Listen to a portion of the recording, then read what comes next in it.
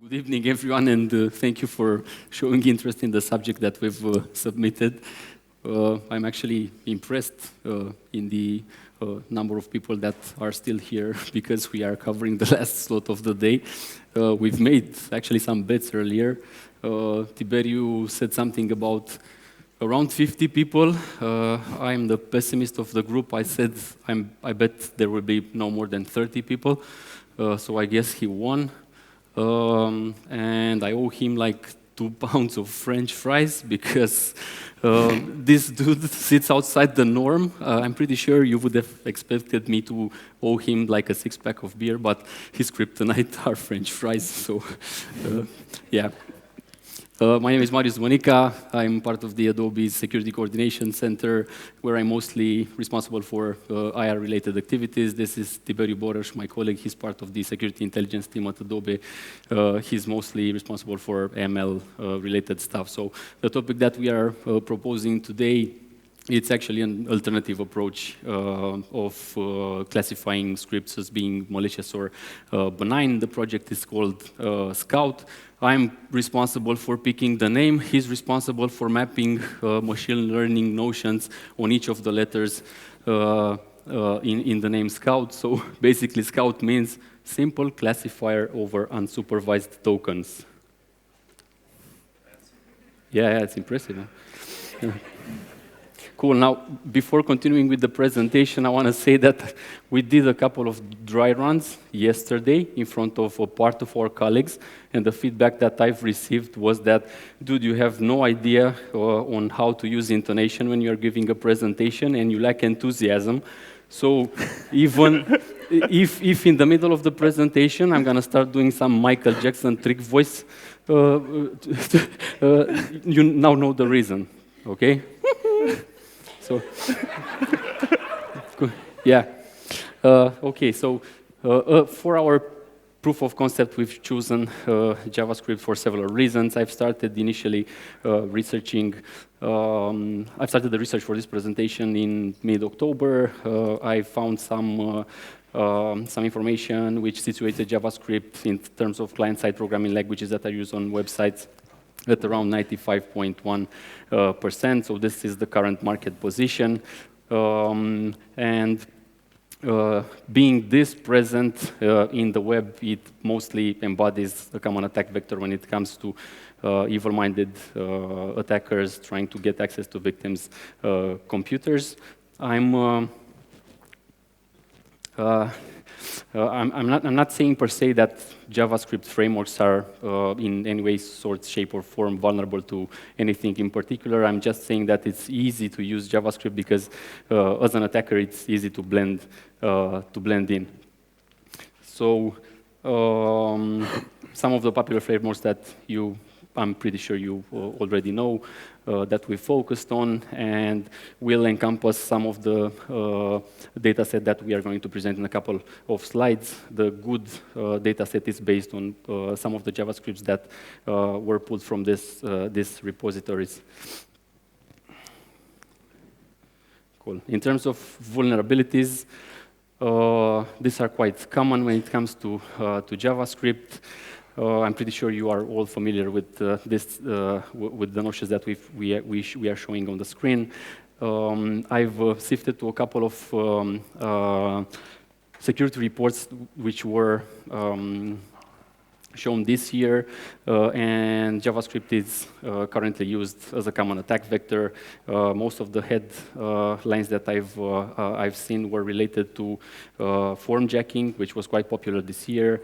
Apart from that, we had a lot of JavaScript downloaders and CryptoWall, which was a variant of a ransomware used as initial infection vector, a JavaScript file. So it's actually commonly used, and it's not only targeting like websites, it's also targeting individuals or enterprises.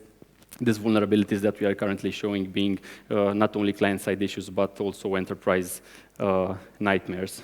So the detection methods that we are currently employing when we are performing analysis are, as I'm pretty sure you already know, static and dynamic, and are based on the current execution state of the script. So when we are talking about static analysis, we are referring to the static features of a script and its structure. And we are referring to, when we are referring to dynamic analysis, we are actually executing a script in a control environment, and we are monitoring for known stuff like ports, network connections, system configuration file modifications, and or registry modifications. And what we are currently trying to propose with Scout is a somewhat different approach, because Scout uses, as a method of detection, a static way of analyzing things, but which is not relying on any sort of explicit rule. And it has two main components: tripod, which is the actual brain of the project, and DB will cover it in the next slides, and a simple multi-layer perceptron.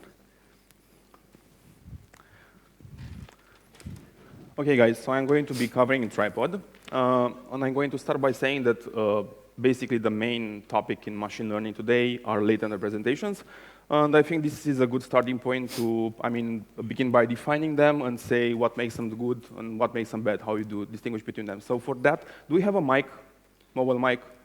Yes. I'm going to need a volunteer. Does anybody volunteer? I'm going to choose that guy. Yeah. No, just sit, don't worry. Okay, so wave to everybody so they can see you. Come on, come on. So we know each other. His name is Alex, but I spent half of the day convincing him to come to this presentation. He had no idea that he was going to be abused here. So we're going to start by playing a little game. Okay. I'm going to show you some pictures, and you're going to tell me what you see in them, right? Okay. So just look at the pictures on the right, not the one on the top left corner. I'll try. Of this slide, right? Yeah. What do you see? Cats. Do you want to save him? Anybody? Are all? So cats? Dog? Who said dog? Okay, one dog. Where's the dog? This one is a dog, right? Do you know how you know that's a dog? Sorry, Alex.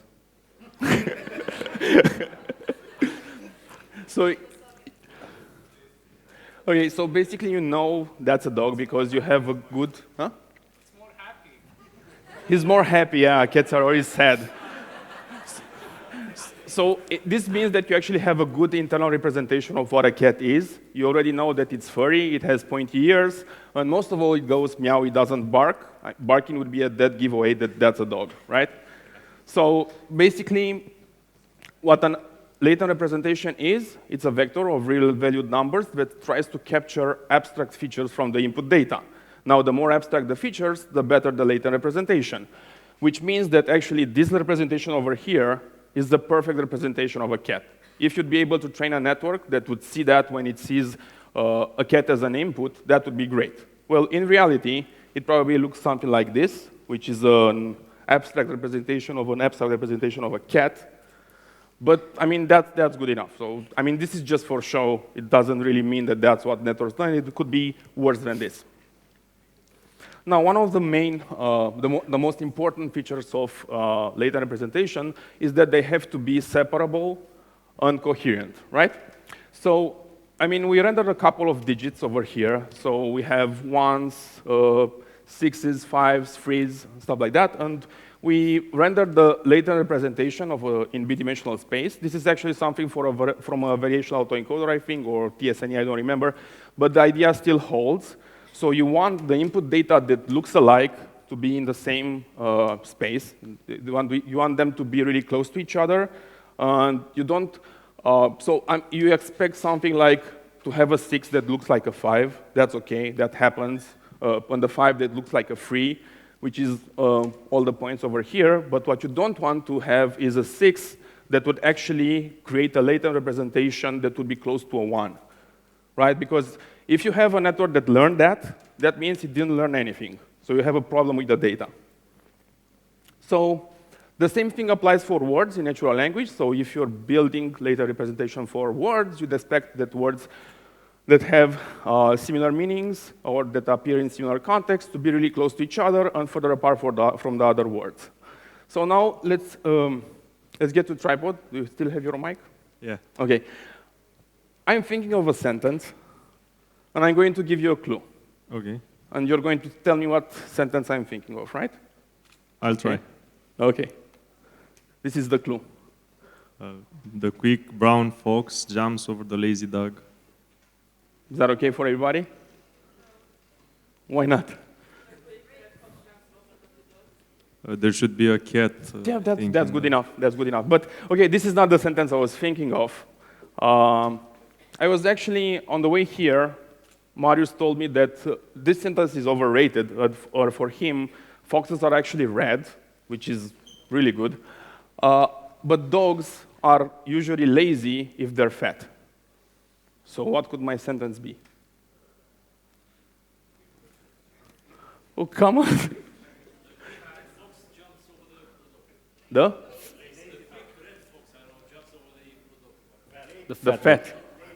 fat dog.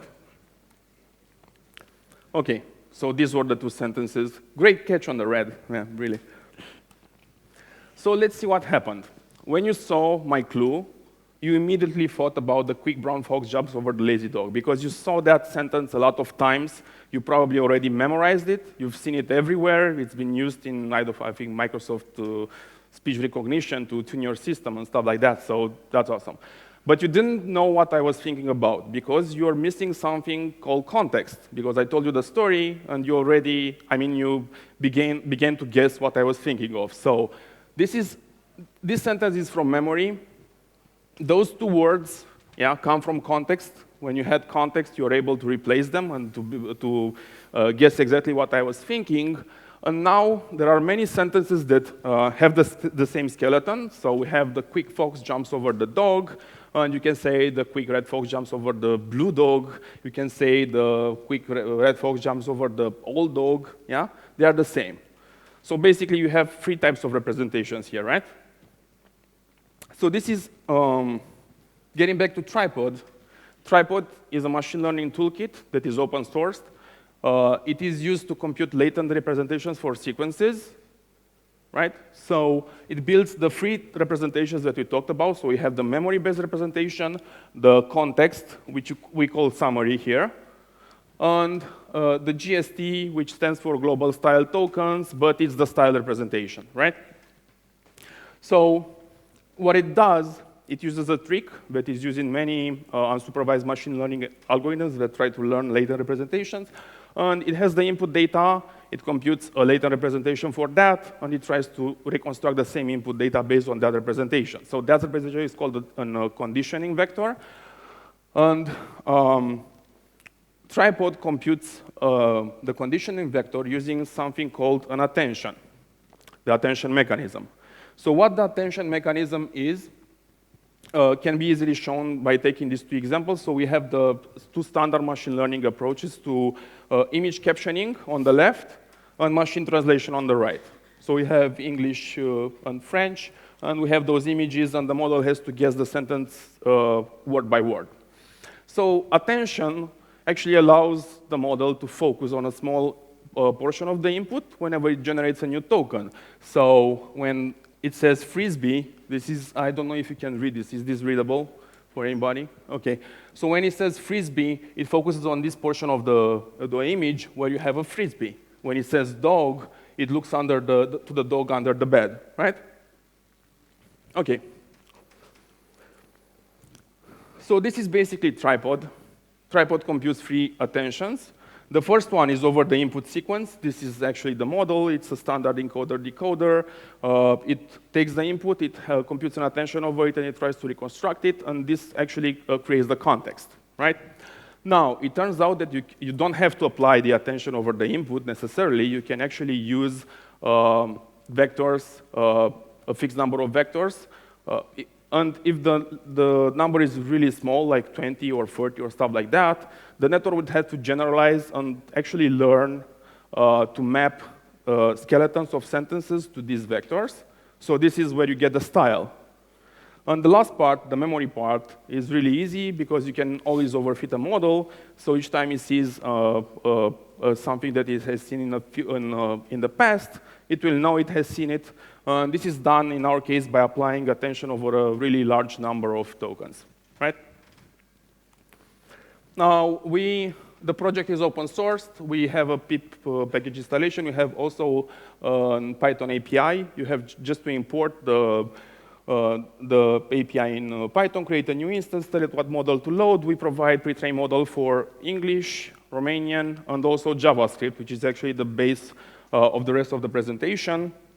Once you've loaded the data, you just have to apply it, with the model, you just have to apply it over your data. You just call this method over here, and you get data representation. And to show you how this works on JavaScript, we have three really simple examples. So the first two, you can see them over here. So we have example 1, example 2, and example number 3. The first two are just basic for loops with a conditional print, and the last one is really an optimal sorting algorithm, right? So over here, we rendered the tripod vectors. We projected them into a bidimensional space.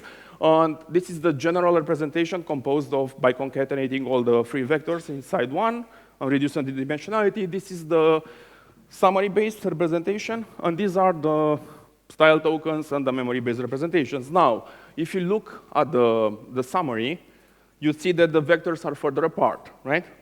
So this is because they use different variables, the condition is inverted, and there are slight differences in the way the code is written, right? So we have brackets on top, we don't have on the bottom. But when you look at the style and memory, the first two examples actually collapse. This is a vector which is composed by the two collapsing vectors of the first two examples, which is good, because basically the code does kind of the same thing, right? So this also works for text. We have two sentences that, from Wikipedia that speak about science and mathematics. The first two and the second two, something to do with administrative and stuff like that. So we have the overall vectors, which we're not going to talk about because it doesn't really express anything. But we have the summary, which says that the first two sentences are really close to each other and the last two sentences are really close to each other. And when you look at the style, on memory-based representation, you see that actually the first and the last sentence are close to each other, and that's probably because they are definitions of something. So basically, this is tripod. I think Marius can... I can take it from here. Yep. So we've tried to formalize a bit the process. So this is the machine learning project lifecycle. So we've wrapped our efforts around the stages that you can see on the screen now. We've spent the most of our time in gathering the data and exploring and prepare it for the project. So we've encountered some challenges when building the data set because we've needed enough labeled data, good and bad, for our project because this was the specifics of it. And one thing that we've learned was that data is the most crucial aspect of a machine learning project. No matter how good your AI team is, and trust me, this guy is really smart, your project will actually fail. Second of all, you will spend a lot of time on exploring the data and preparing it, because machine learning is not all about large data sets. You have to feed the system with carefully curated and diverse data. And after that, you have to model the data that you will be using for prediction and make sure that you communicate the results in a manner that's clear and concise. Now, what were the specifics of our project? Before going further, I would like to mention that all the resources that we've used will be mentioned on the last slide of the presentation. For creating the legitimate data set, we've sifted through a lot of GitHub pages of known popular frameworks, basically the one that I've listed on the first slide. So jQuery, Node, Angular, Vue, Mithril, and stuff like that. We've extracted JavaScripts from there and created the legitimate data set. And then we were lucky enough, and one of the reasons that we focused, or another reason that we focused on JavaScript was because we were able to find a couple of repositories on GitHub which stored around 40,000 malicious JavaScripts. But keep in mind that those repositories were created around 2016 or 2017. So initially we had the good data set and the bad data set, and we ran our initial tests on them, and the results that we've obtained weren't satisfactory, meaning that we were able to classify malicious JavaScripts with an accuracy of 0.99%, one being the maximum of it. So we then returned to the exploration part, and we found out that the vast majority of the scripts were obfuscated. And then we've spent a lot of time trying to replicate and mimic obfuscation techniques that were used in our bad data set and include them in the actual corpus because we wanted to build a robust data set. And we wanted to avoid that every time we run Scout against an obfuscated script, it will be automatically flagged as malicious, even though the script wasn't malicious. And now that I'm mentioning that, I'm thinking at least of a couple of reasons that one might want to obfuscate, let's say, a legitimate script for size reasons or for hiding business logic or code and code. Cool. The pre-processing part of it included a suite of techniques. So we focused a lot of minification, which is the process of removing all the unnecessary characters from a script without tampering its functionality. We've targeted comments, white spaces, lines and tabs. When we did finish this part, we moved on to obfuscation, and we were able to find an open source tool which is called JavaScript Obfuscator. This tool provides several ways of actually obfuscating scripts. So we focused on base64 hexadecimal obfuscation and mangle obfuscation, as they call them. And apart from that, we found out that another obfuscation technique that was highly used in our malicious data set was the appending of certain symbols inside the script. So what we did, we've actually appended commas and quotations after each character on a subset of the data set, after sequences of 2 characters, and after sequences of 3 characters, because that was the actual specifics of our data set.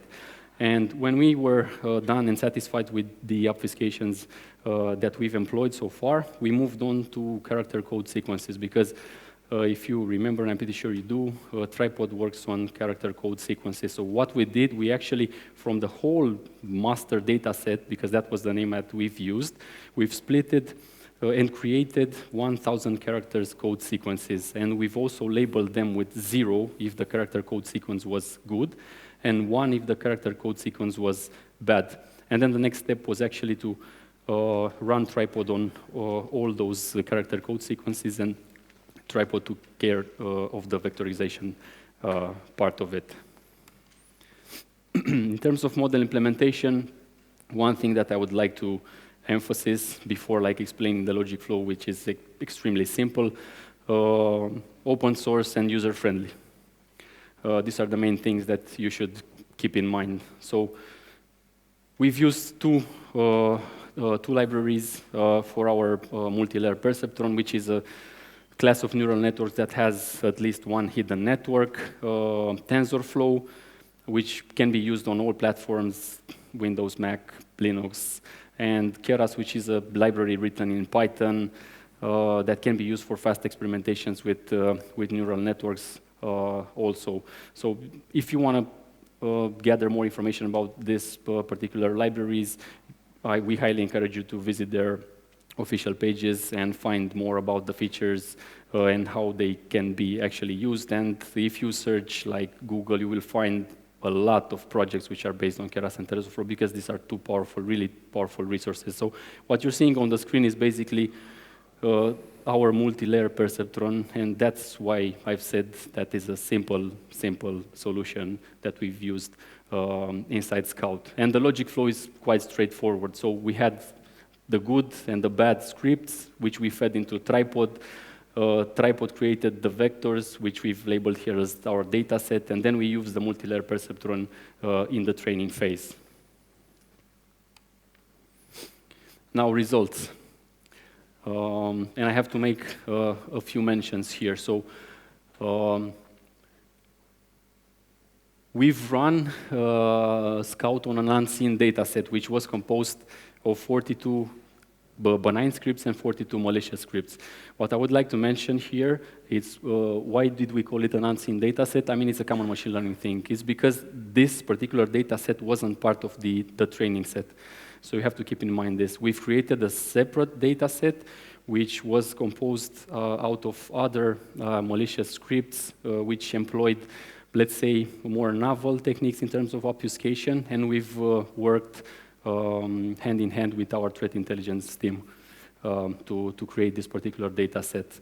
And I'm going to explain the results that we've obtained on that unseen data set. What you're actually seeing here is the results that we were able to obtain on the actual training set. So the results that we've obtained on the training set were a bit higher on the training set and test set, up to 0.97% accuracy in terms of detection. But when we've run Scout on the unseen data set, the accuracy per segment, so those 1,000 character code sequences, was situated at around 0.91%. And what we did afterwards, we've applied some sort of logic because we've intended to increase the accuracy in detecting those malicious scripts. So we've employed a couple of if statements. I'm going to give you some examples in order for you to better understand what we did here. So we've said that if a particular script contains like 4 segments, and out of those 4 segments, 3 of them are flagged as being malicious by Scout, then the whole file will be considered as malicious. If we have, for example, a really big web page which was injected with a segment, and we run Scout on it, and the score that we are getting out of only that specific segment, it's like 0.99%, then we're going to flag it as malicious per se, even though it contains only 1 segment, but the score is really, really high. And a couple of other things. But you can actually modify to your needs this specific logic. Maybe if you're obtaining scores like around 0.5%, 0.4%, and a couple of the segments that you identify bear this specific result, maybe you can you might want to flag that file as being suspicious, not malicious, and analyze it afterwards. Cool. But you don't have to actually trust these results. So it's 91%, it's not 0.91. Yeah, 91. It's 91 or 95. I said something about 1 being the max score. Okay. Yeah, I mean, you don't have to trust us, it's open source, just run it on your machine, and I think it will do it will do the job. Cool. Now, some of the conclusions that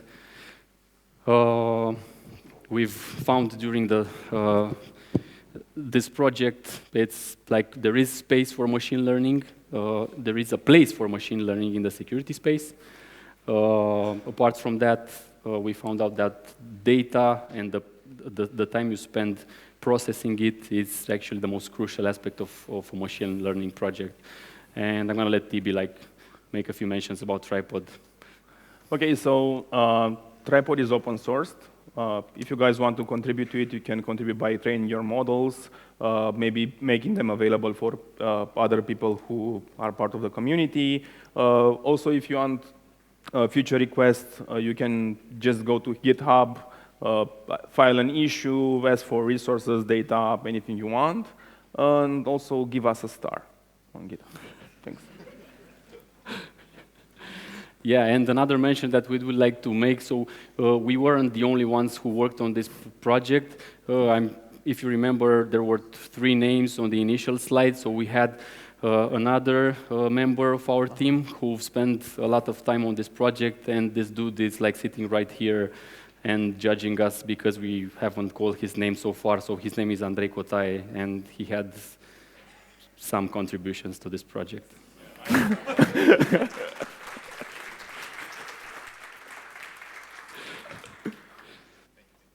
Yeah, and I feel like I need to mention 2 more things. So when we've worked on this project, we've encountered a couple of limitations that I feel like I need to bring up. So one limitation is like the unavailability of malicious repositories that you can use in order to train your model. And the other one, let's say, it's related to obfuscation techniques. So we've trained Scout on a finite number of obfuscation techniques. And if tomorrow, let's say, I've heard like APT25 being a thing these days, comes up with a new technique of obfuscating these files that it's going to be able to hide this structure, we might not be able to highlight that specific script as being malicious with a high accuracy. But keep in mind that Scout is a work in progress type of a project. So we, or you, if you find new techniques, or we, if we come along new techniques, we can create specific data sets which use that technique, and we can train Scout on those techniques. And thank you.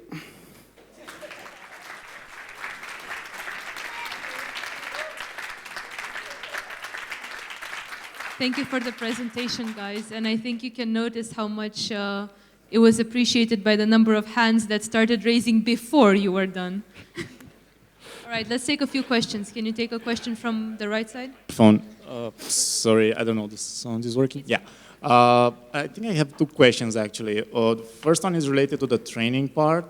Like, you said that it's open source and I can download it and use it in my own project. So what happens if, after I download it, I use it in my Python script, and the training section, what would be like? It's already trained, it's gonna start from scratch and it's gonna train based on my samples? So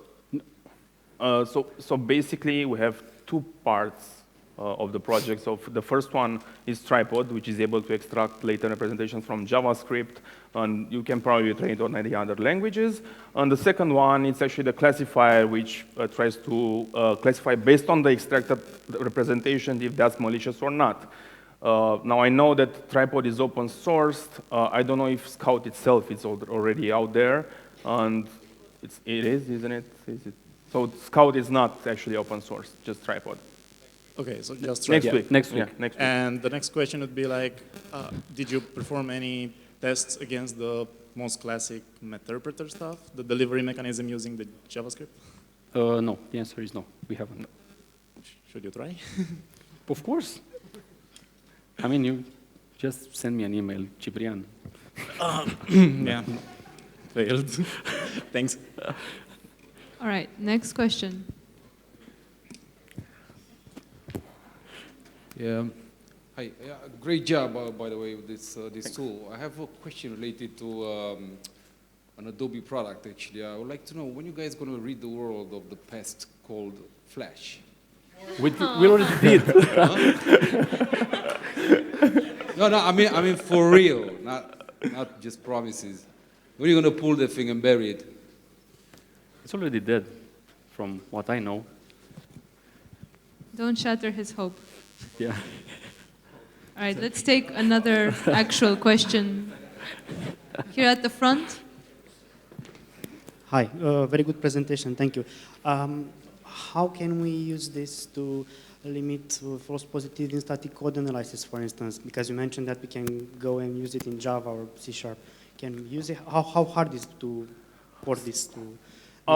So basically, we have a Python API. You just feed it some random size of code, sample of code, and you say compute something based on this, right?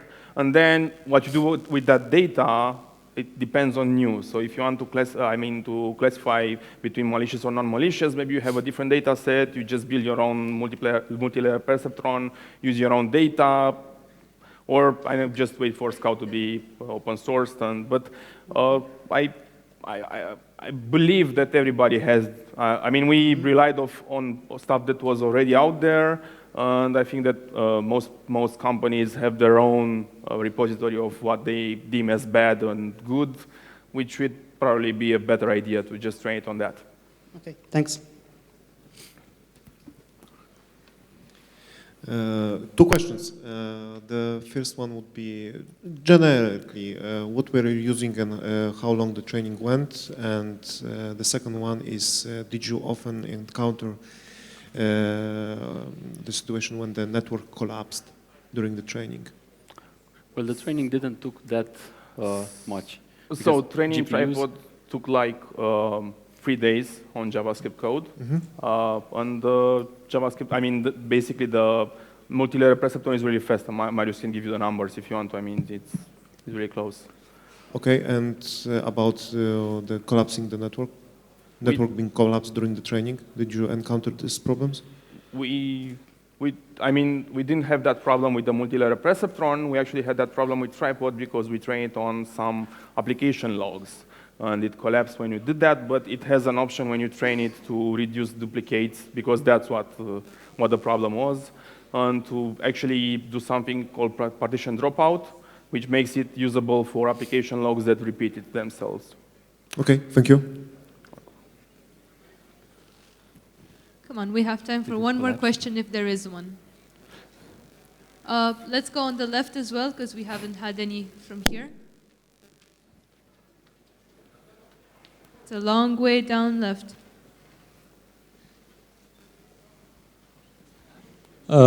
Hey, so thanks for this. It's nice to see realistic machine learning. Why'd you guys choose JavaScript as opposed to PowerShell scripts? And have you considered using, for example, Word2Vec to apply this to other data that could be used in threat hunting? Well, I can take care of the why did we actually choose JavaScript. I mean, first of all, because we've focused on open source things that were already there. So we were able to find those repositories which held around 40,000 malicious scripts. So it was easier this way. And second of all, due to his presence, as I've mentioned initially, because it's highly used. And Word2Vec. Okay, and the idea is that Word2Vec actually computes latent representations for tokens, not for entire sequences. Oh. You need to use paragraph2vec or document2vec, and we actually compared Tripod with paragraph2vec on a standard natural language inference process, and we got an absolute increasement in accuracy of 5 to 7% on the SNLI dataset from Stanford. Oh, cool. One quick thing. Have you considered using retro hunting on VirusTotal to find more data? No, we haven't. I didn't. Yeah, thanks for the suggestion. Yeah, you could do that. All right, thank you so much for this presentation. It's going to go down in history as having questions already from the last quarter going forward. Thank you. Thank you. Welcome.